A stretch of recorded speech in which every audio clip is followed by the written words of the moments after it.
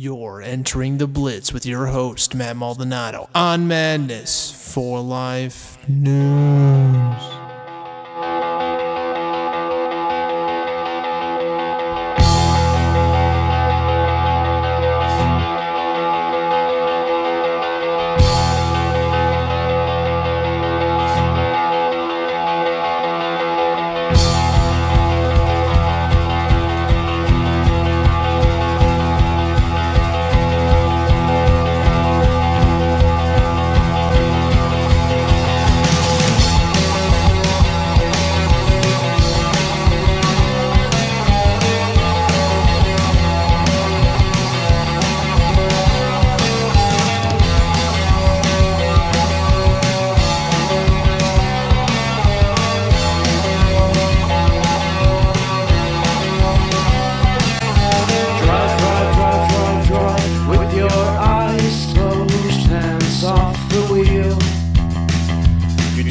Turn down the side street where the madness disappears. Chaotic pressure builds up in the atmosphere. But after a short while the English becomes numb. Welcome, ladies and gentlemen.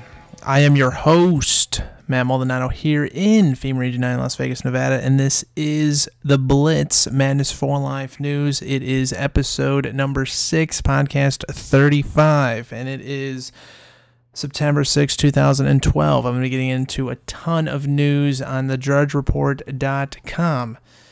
So let's get into all the news here today. First out of the news, it is victim robbed by gunmen inside church. This is from the NBC Washington. Victim robbed by gunmen inside church. A gunman robbed someone at a church in Northwest D.C. over the weekend. Before 12:30 p.m. Saturday, a gunman entered St. Stephen's in the 1500 block of Newton Street, demanded money from the victim and ordered the victim to the ground. Police said the gunman went through the victim's pockets, taking personal property including cash, a wallet, and an iPhone. The gunman also pointed the gun at a woman who entered the room, police said. The gunman then fled. He was described as black, age 18 to 20, 5'9" to 5'11", with brown eyes. He wore a black mask, a striped polo-style short sleeve shirt, and blue jeans. Anyone have information, call this number. So, continuing here. Going to the Drudge Report.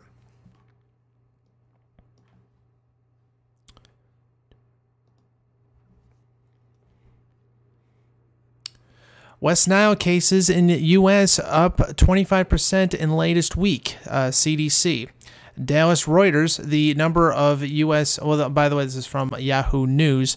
Dallas Reuters, the number of U.S. cases of West Nile virus rose 25% in the latest week, putting the 2012 outbreak of the mosquito-borne disease on track to be the most severe on record in the United States. Health officials said on Wednesday, it's already the worst year ever in Texas, they said.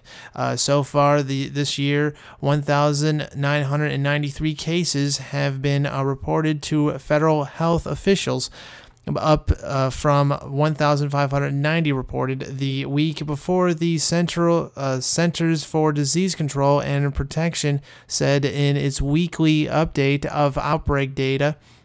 A total of 87 people have now died from the disease, compared with 66 reported on 1 week ago. The disease has been reported in people, birds, or mosquitoes in 48 U.S. states. So far, absent only in Alaska and Hawaii.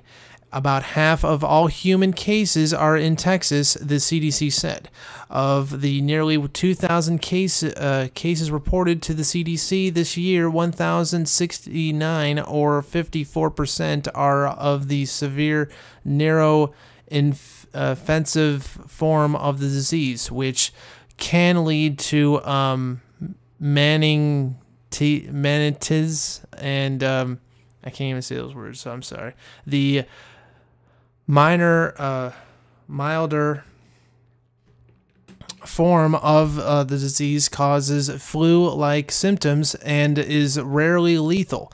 Texas, with the outbreak's epicenter, has had 40 deaths and 495 neuroinfective cases this year, said Dr. David Lakey, Commissioner of the Texas Department of State Health Services.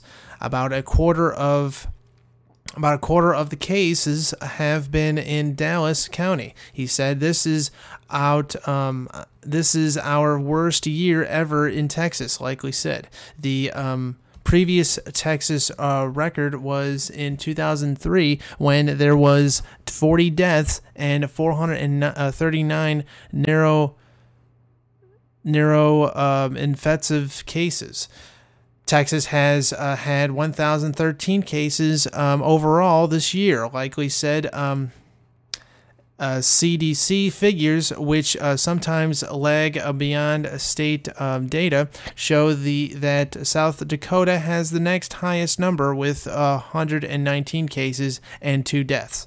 More than 70% of the cases have been reported from Texas, South Dakota, and 4 other states: Mississippi, Oklahoma, Louisiana, and Michigan, the CDC said. The CDC said the number of cases so far this year is the highest reported to federal health officials through the first week in September since the disease was first detected in New York City in 1999. The worst outbreak overall occurred in 2003 with 9,862 cases and 264 deaths for the full year.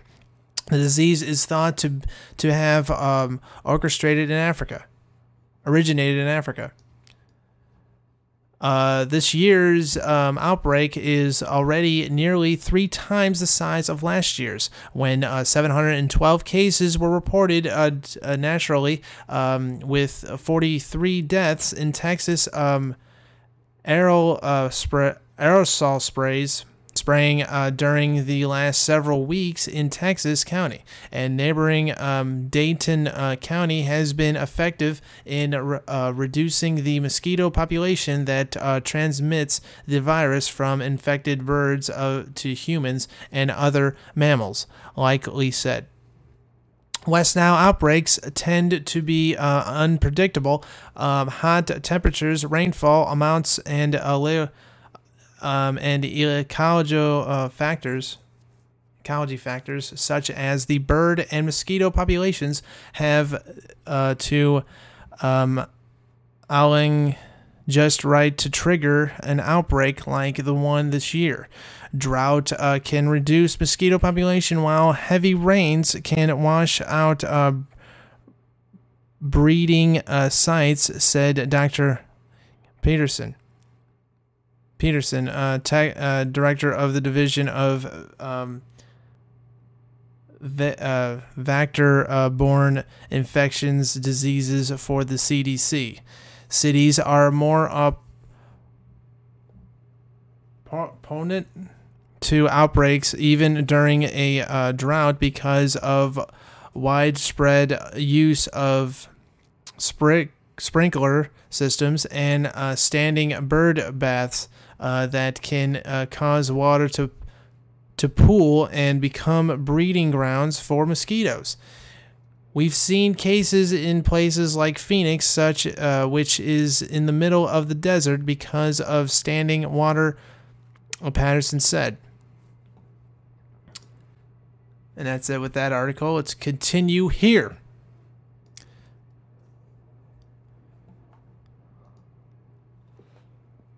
Dog brings home human foot, search begins for body. This is from the 10 News, Tampa's news leader, the WTSP.com. From also Drudge Report picked this up. Newberry Springs, California, an investigation is underway after a dog brought home a human foot, deputies reported. The dog's owner said Saint Bernardo Sheriff's San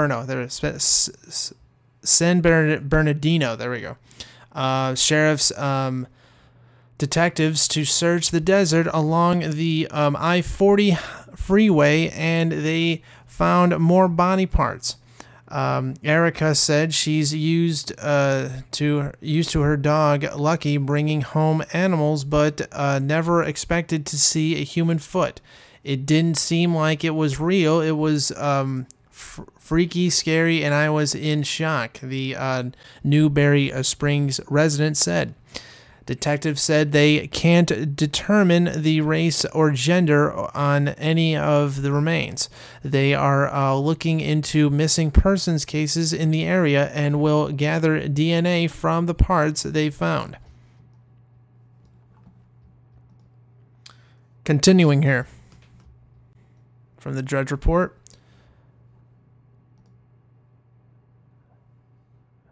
From the French 24 International News. Girl 4 found alive after shooting in French Alps. French officials struggled Thursday to explain why a family was shot dead at close range in their UK residence near the village of Chauvelin in the French Alps. Two girls age 4 and 7 survived the attack. The elder, after being severely beaten. AFP, a 4-year-old girl,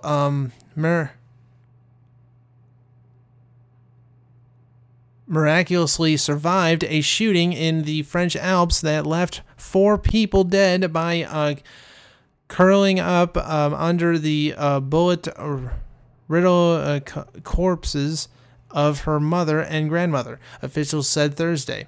The little girl spent 8 hours concluded on the back seat of her family's car following a mystery and brutal gun attack, which also left her elder sister seriously injured and killed a passerby. Her father, who was found dead in the driver's seat, was identified Thursday as Saad al-Hili, a 50-year-old born in Baghdad but resident in Claygate, Surrey, in the southeast of England. The fourth man who died is believed to be a local who happened to be circling past the scene of the crime. The girl's elder sister, who was found shot next to the car, was in a serious but standable condition in the hospital after being flown by helicopter to their nearby city of Gurnbol, whatever, where she was visited Thursday by a British consular official. Eric Medled, the prosecutor in charge of the investigation, said the 4-year-old had emerged unscathed. She stayed curled up under the bodies for 8 hours and didn't move in all that time, he said. The first police to arrive on the scene did not spot the girl, and with the car being left untouched and the area sealed off pending the arrival of forensic experts, she was left to endure a dramatic ordeal until she was finally discovered around midnight. It was only once we had access to the scene of the crime that we found her. Melilod said the little girl spoke English. She held noises, shouts, but she can't tell us any more than that. She is only 4 years old. She is being looked after, and we are doing everything we possibly can to care for her. The family had been staying at the nearby St. Joe's campsite, where fellow campers who reported their disappearance on Wednesday evening had described them as being of Middle Eastern appearance. The surrounding area of the shores of Lake Ency is popular with tourists, including many Britons. Britons. French authorities said the victims were discovered by a passing cyclist around 3:50 p.m.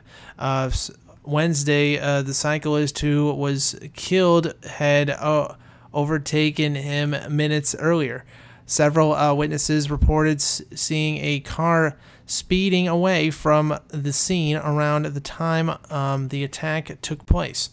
Experts from the National Gendarmerie's IRCGN unit collected DNA evidence from the scene and were checking spent bullet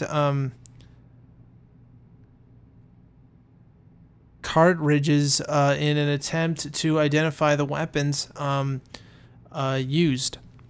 Local police defended the decision that led to the 4-year-old being left in the car for so long. We had instructions not to enter the car and not to move the bodies. Lieutenant Colonel Benoit Venman of the local Gardner told AFP they were unable to open the doors of the family's BMW for fear that bullet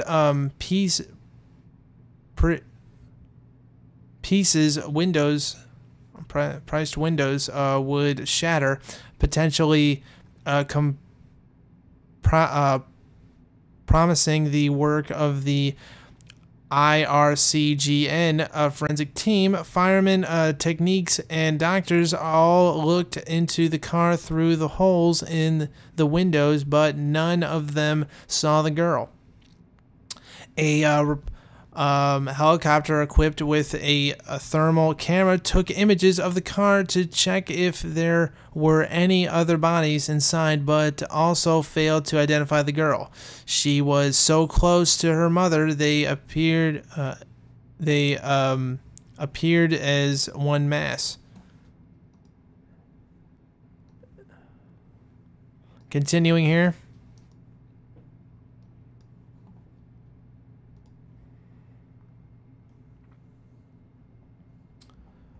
Was Appel family killer a professional hitman? A manhunt for assassin who shot Surrey businessman and grandmother in middle of forehead, cracks skull of daughter 8 and leaves girl 4 hiding under dead mother's skirt. And this is the article I read from the other one. This is the Daily Mail. The bullet-ridden BMW estate in which a family were massacred in the French Alps was occurred by police away from the scene today. Baghdad-born Assad El-Hali was found dead in the vehicle along with his wife, Kerbal, and her mother at a beauty spot in the southeast of the country. A passing cyclist also died nearby from gunshot wounds. Today, it emerged his 4-year-old girl who survived the attack after spending 8 hours lying still under the corpses of her mother and grandmother, asked police where her parents were when police found her. Public prosecutor Eric Mullins said she was terrorized, immobile in the midst of the bodies. And there's some pictures here of the crime scene. He said as soon as the first forensics began, we were able to open the vehicle, and it was at that moment we discovered the little girl around 4 years old that nobody had seen because she hadn't moved, completely in shock and completely frozen. It was very moving. She started smiling when she was in the arms of the gendarme who rescued her. She spoke a little in English. She asked where her parents were. This is a little girl who chattered away at first, then, a little by little, started to realize that when she called for her mommy just wasn't there.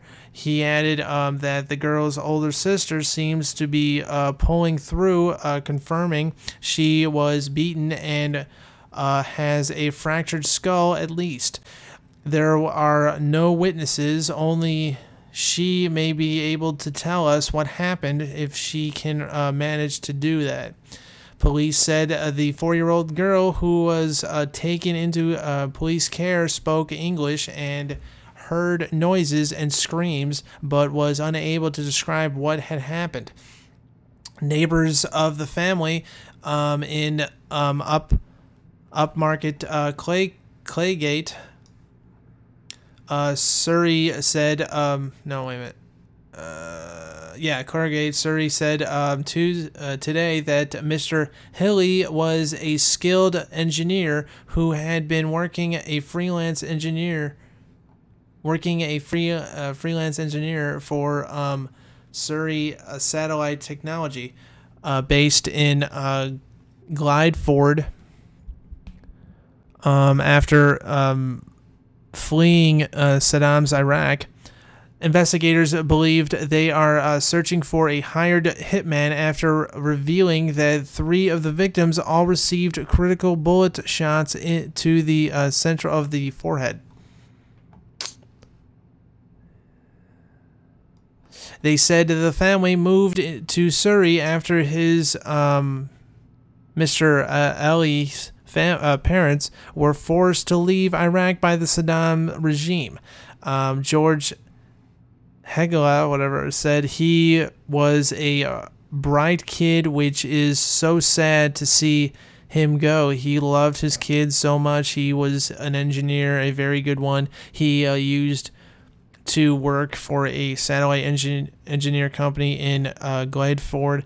When asked if he thought anyone would have tried to hurt the family, he replied, it doesn't add up. They wouldn't have had any enemies. He's not Mr. Ticker, trader, Tyler, soldier, spy. I doubt the establishment wanted to get rid of him. The couple's 4-year-old daughter, named locally as Zena, was discovered alive hiding under her dead mother's skirt several hours after police arrived on scene. She told police how she was so terrified she could not tell the difference between the good guys and the bad guys. A passing cyclist was also killed, leading police to believe he may have been shot as he witnessed the hit. He was named as Frenchman a father of 3 in his 40s who came from the nearby town of Usian. Mr. Mullen described the attack as an act of gross savagery. Police finally discovered the 4-year-old frozen still after hiding under her mother, named as Quabble, in the British restricted BMW around 8 hours after the shooting took place. She said, "There was noise and I was scared," said Mr. Melod. Officers today defended their actions after it emerged they missed the girl. The gendarmerie said it was under instructions not to open the car doors when it was found. The younger girl was eventually discovered at around midnight local time, or 10 p.m. UK time. "We had instructions not to enter the car and not to move the bodies," Lieutenant Colonel Benoit of the local gendarmerie said. Firemen,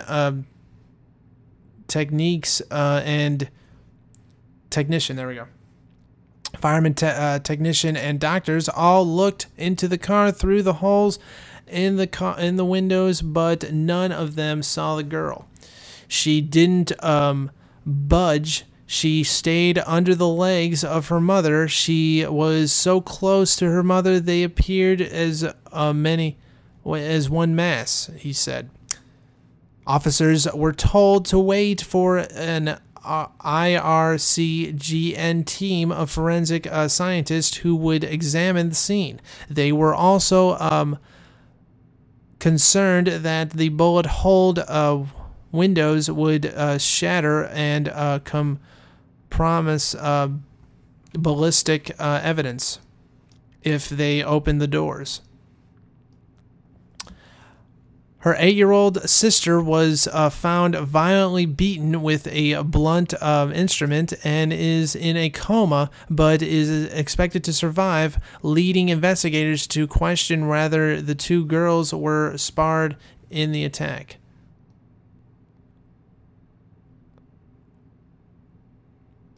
A British cyclist, a former member of the RAF, who stumbled upon the shocking scene and spotted the 8-year-old lying in the road, placed her in the recovery position.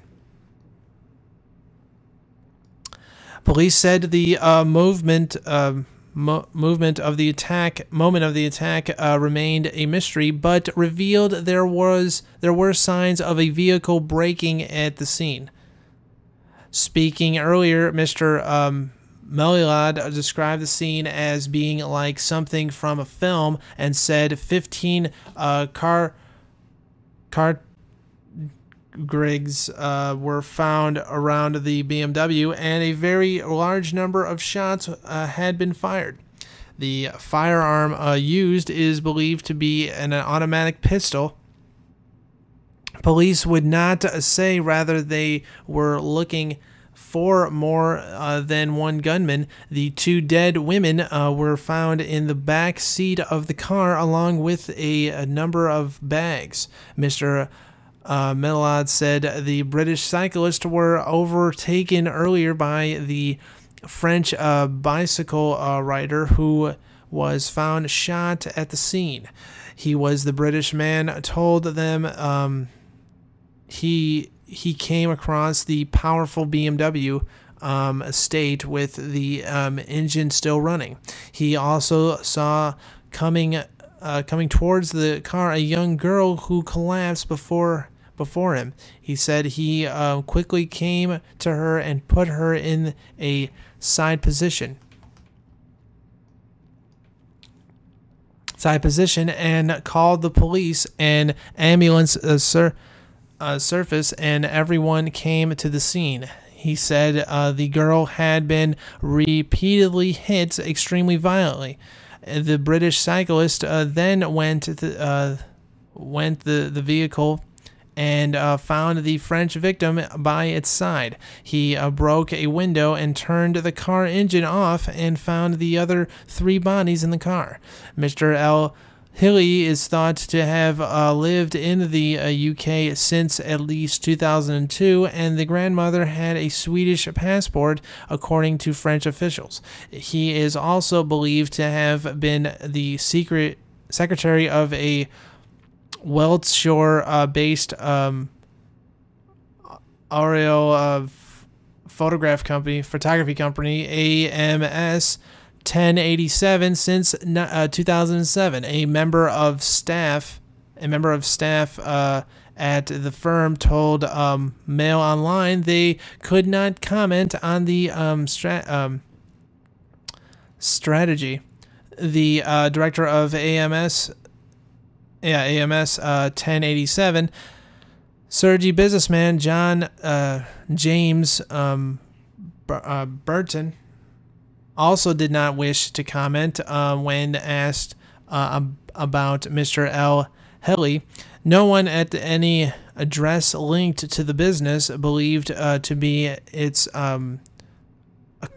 accountant's firm on the edge of Sweden, Waltshire, was available to comment on the death yesterday.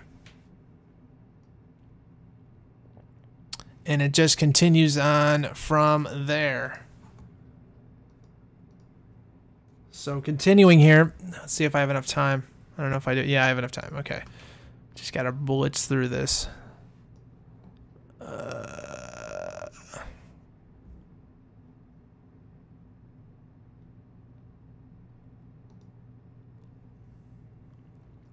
Obama's Thursday night secret about jobs.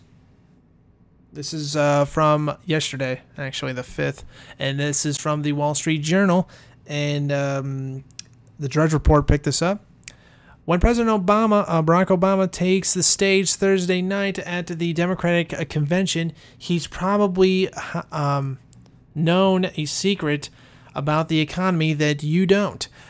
The contents of Friday's employment report, but don't expect easy clues in his big speech. Friday's job report, one of only 3 before the November 6th election, could prove more influential in shaping perceptions about the economy than anything Mr. Obama says in Charlotte when he accepts his party's nomination. Payroll numbers have been choppy throughout the year, and Friday's data, released at 8:30 a.m. Eastern time, might help clarify recent trends. The report also will also tell us whether the unemployment rate changed from July's 8.3%, and it could help the Federal Reserve determine whether launch a new round of bond buying next week. Mr. Obama doesn't have to wait until the formal release to say the numbers. Under a decades long practice, a select group of U.S. officials learns the contents of each month's jobs report on the Thursday evening before its release. The Bureau of Labor Statistics delivers the information sometime Thursday afternoon to the White House Council of Economic Advisors, which analyzes the data and prepares a memo for the president. The CEA chairman or director of the National Economic Council often informs the president in person. The routine is governed by a directive from the White House Office of Management and Budget. It always top government officials. It allows top government officials, like those at the White House, Treasury Department, and Fed, to know about an important report that could shake global markets. Employees of the executive branch aren't supposed to comment publicly on the data until at least 1 hour after the official release on Friday morning. That's why we don't hear the White House's spin on the report until 9:30 a.m., almost an hour after the opposing party has spit out its own statements. The White House has gone more careful in recent decades. Back in the 1960s, President Lyndon Johnson, traitor by the way, caused a stir more than once when he commented on favorable numbers before they were released. Assuming the president gets a briefing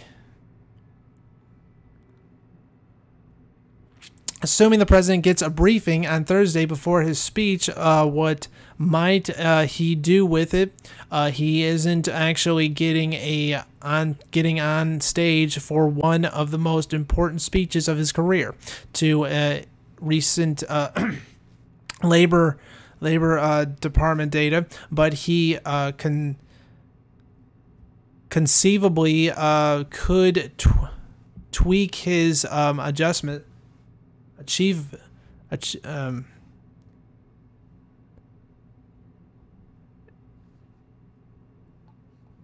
adjectives,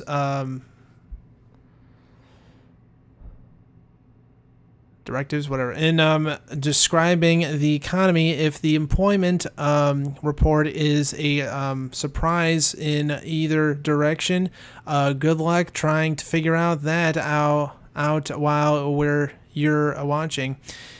8 years ago, President George W. Bush faced a somewhat similar scenario.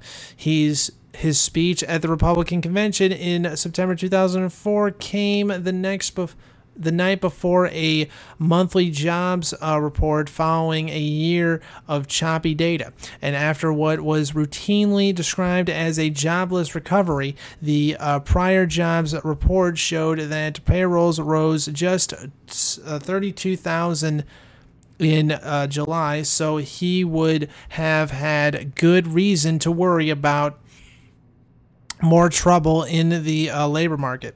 But his convention speech offered plenty of upbeat commentary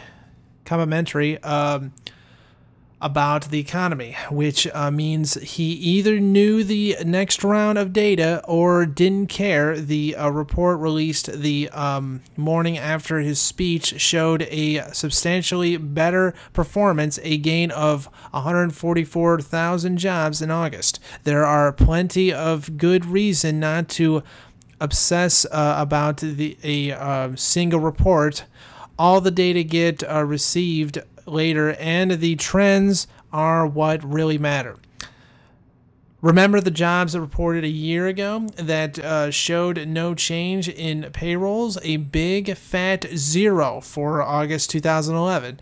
After a couple of rounds of revisions, the Labor Department now estimates payrolls rose by 85,000 for that month.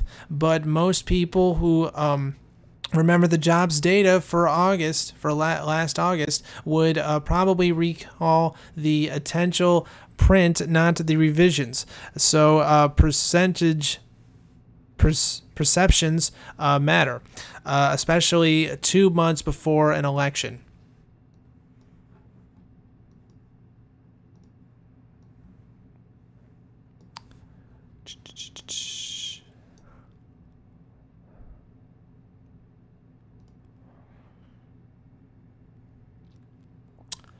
Obama attacks Romney. By the way, this is from the Washington Guardian. Obama attacks Romney on outsourcing, but Jobs Council includes big importers. I don't think I can read all this, but I'll try. While President Obama has attacked Mitt Romney on advising businesses that outsourced jobs, many of the executives on the president's own Jobs Creation Council ran or advised companies that import cheaper overseas goods instead of buying American alternatives. U.S. trade records show Commerce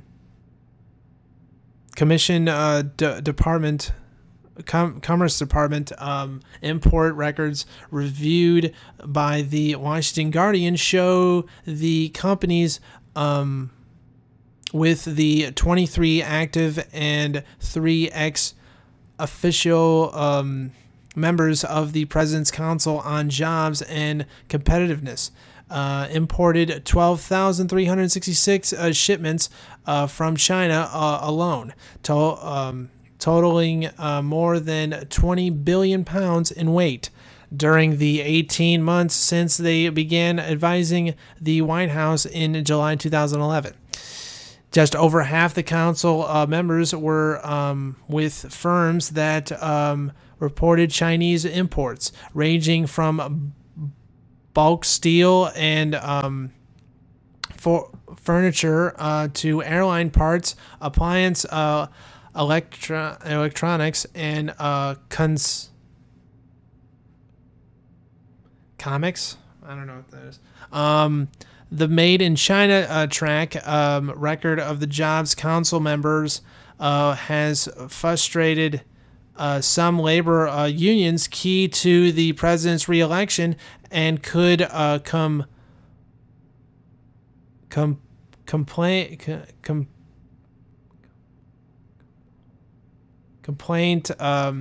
Obama's strategy against his Republican opponent by illustrating that outsourcing is increasingly inevitable. There we go, in a global economy. A couple more paragraphs, and I'm going to stop. Why is stuff outsourced? The answer is, in those cases, the work abroad is much cheaper than it is in the United States. Explained James T. Bennett, a George Mason University economic professor. It's market forces that create outsourcing of jobs, and it does not matter who is president. It is going to continue. Well, the reason why it's going to continue, let me elaborate on that. The reason why it's going to continue is because of NAFTA and GATT. If we didn't have NAFTA and GATT, then we wouldn't have this kind of problem. The reason why we have NAFTA and GATT, so it can look like literally like Mexico, to literally outsource our jobs and to make sure that the economy of America keeps imploding until it just looks like Liberia from Africa. Anyway, continuing here with a couple more. Because the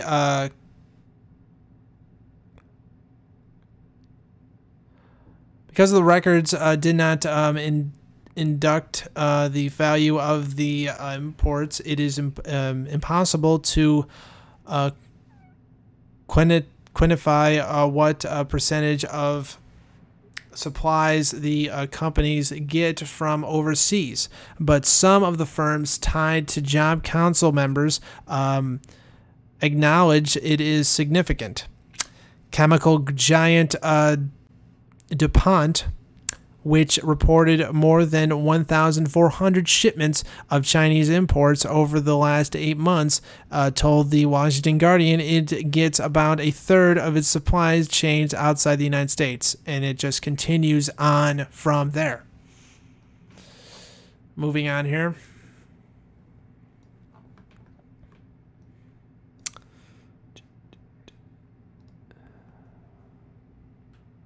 Defense Department creates robot that outruns Olympian. Department of Defense can now run faster than Olympic gold medalist Usain Bolt. The cheetah robot deployed by the Defense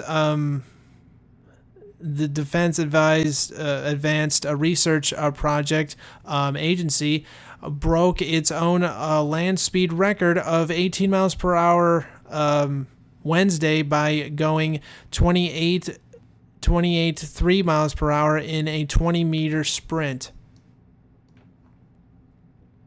Bolt, who set the world record in the 100-meter with a 9.58 run in 2009, reached a peak speed of 27.78 miles per hour during a 20-meter sprint in the World Athlete Championship.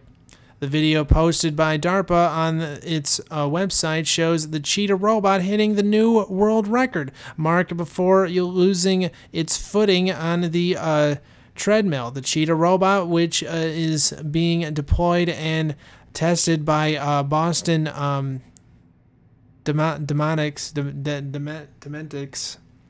Oh yeah, and by the way, DARPA. Yeah, isn't DARPA great? The one that's spraying at us right now with chemicals.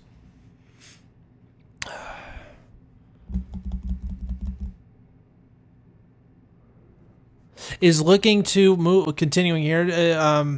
Is looking to move from the treadmill to natural trend next year in an effort for researchers can monitor its progress and return. I can't say. I don't know what that word is. Our real goal is to create a robot that moves freely outdoors while it runs fast and spies on you. By the way, it spies literally on you. Technical lead on the Cheetah project told Wired magazine, "We are building an outdoor version of that we can call Wildcat that should be ready for testing earlier next year." Yeah, because they're not only just going to get rid of humans, they're going to be getting rid of animals because we don't need animals anymore. We're going to basically make robots that look like cheetahs, tigers, lions, and we're going to massacre all of the lions and tigers and bears, oh my, because we don't need them anymore. We're transferring them all to robots. Continuing here, because that was just me ranting.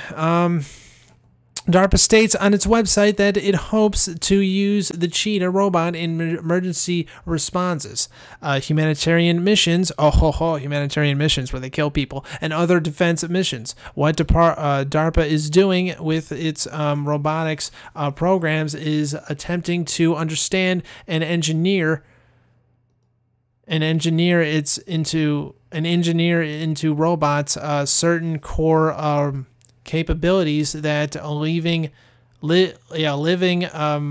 or organisms can return over millennia of evolution.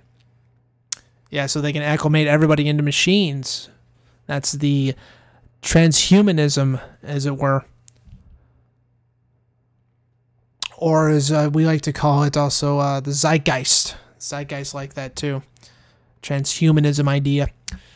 DARPA program manager said in a press release, "Our Cheetah bot borrows ideas from nature's design to inform strayed patterns, flexing and unflexing of parts like the back placement of limbs and sustainability.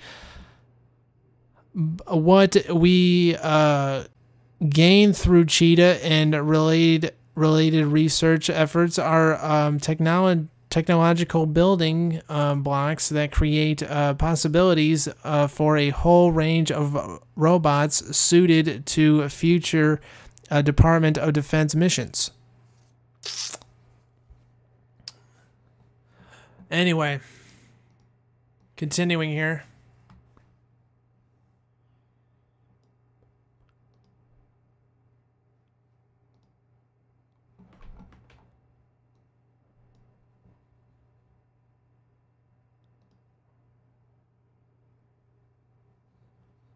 Feds seek prison time for Obama hope artist.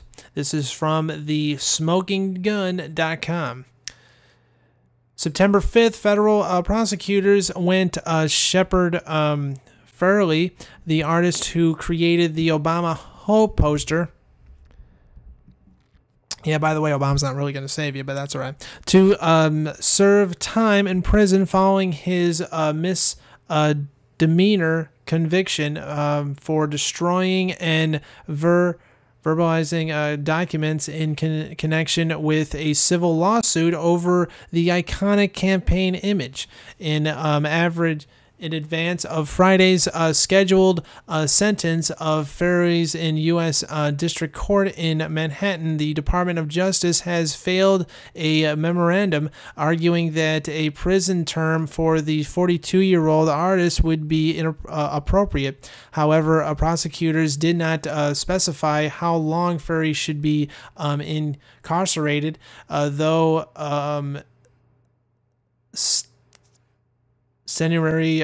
his punishment would not exceed 6 months.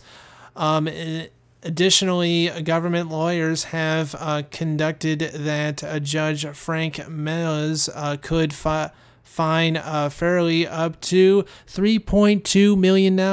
A sentence without any term of imprisonment sends a terrible message to those who might commit the same sort of criminal conduct, wrote prosecutor Dan Levi.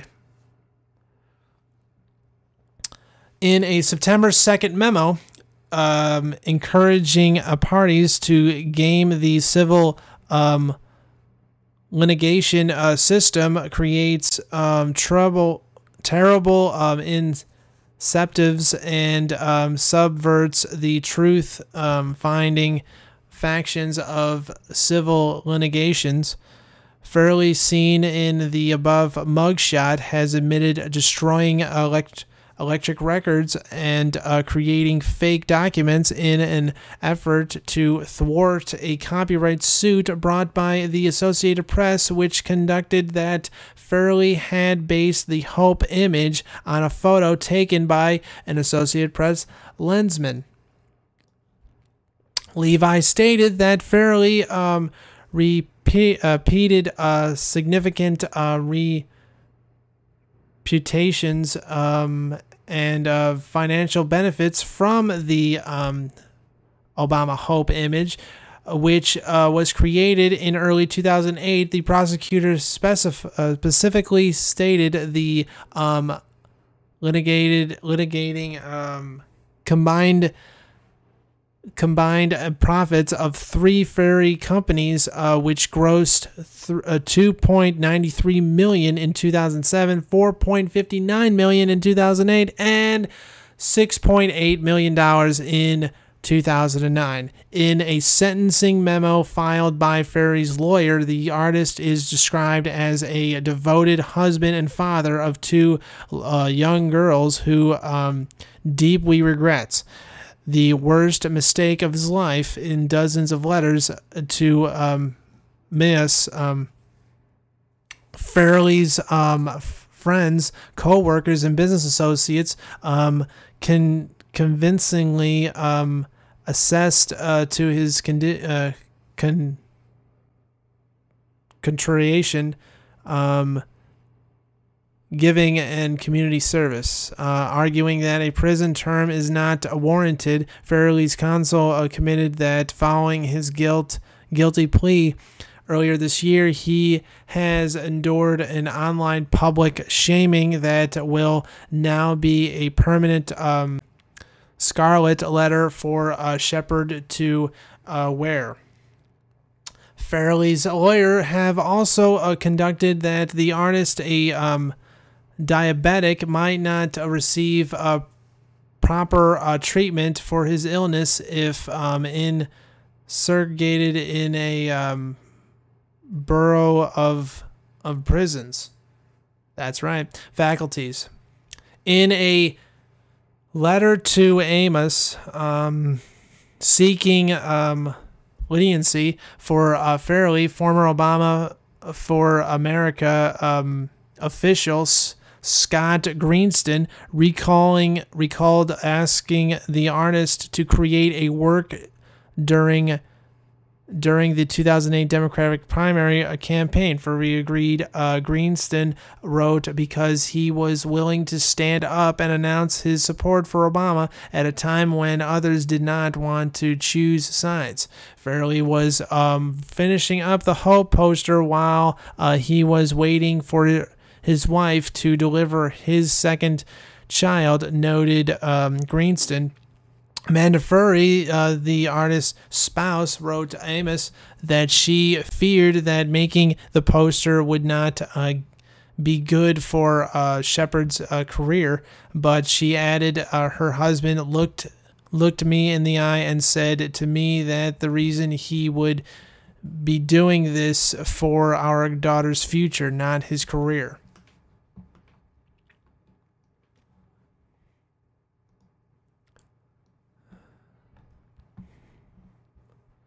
I gotta finish up here. Last but not least, I'm only gonna read like 2 paragraphs out of this one. Man shot, killed while driving on to Dan Ryan, cops said. NBC Chicago. A man was shot and killed Wednesday night while driving onto the Dan Ryan Expressway.